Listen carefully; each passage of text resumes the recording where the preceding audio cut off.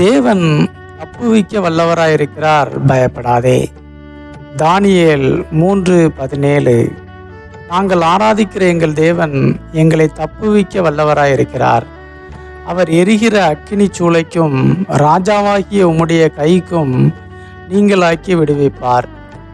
வாழ்வில் சிக்கிக்கொள்ளாத இடங்களிலெல்லாம் கூட சிக்கிக்கொள்கிறோம்.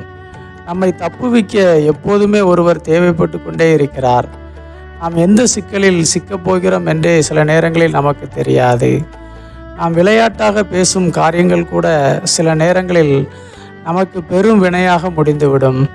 அந்த சிக்கலில் இருந்து வெளியே வருவதற்கு நமக்கு போதும் போதும் என்றாகிவிடும். இதனால் நாம் பெரும் இழப்புகளை கூட சந்திக்கலாம். நாம் இந்த பூமியிலே வாழ்வதனால், இந்த உலகத்தின் அதிபதியாகிய பிசாசு இருப்பதனால் இங்கு ஏராளமான கண்ணிகள் உள்ளன. எதில் எப்போது சிக்கிக்கொள்வோம் என்று நமக்கே தெரியாது.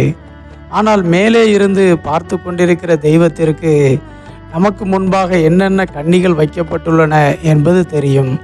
அதனால் அவர் மட்டுமே இந்த உலகத்தின் கண்ணிகளிலிருந்து நம்மை தப்புவிக்க வல்லவராக இருக்கிறார்.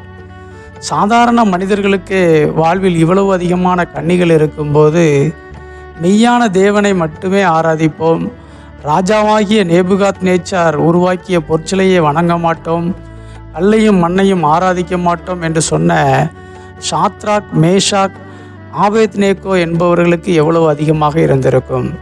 ராஜா உருவாக்கிய 60 முழ உயரமும் 6 முழ அகலமுமான பொற்சிலைக்கு முன்பாக தேசாதிபதிகளும் அதிகாரிகளும் தலைவரும் நியாயாதிபதிகளும் பொக்கிசக்காரரும் நீதி சாஸ்திரிகளும் விசாரிப்புக்காரரும் நாடுகளின் உத்தியோகஸ்தர் யாவரும் வணங்கி நிற்கிறார்கள்.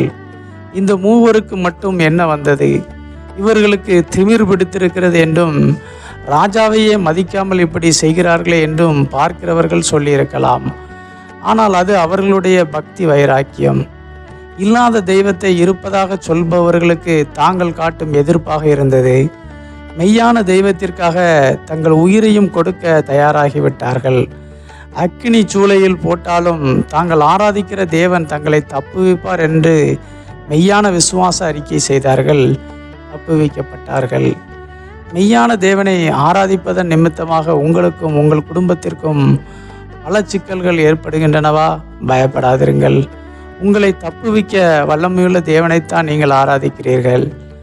அவர் உங்களை தப்புவிப்பார், பயப்படாதிருங்கள். ஆமென்.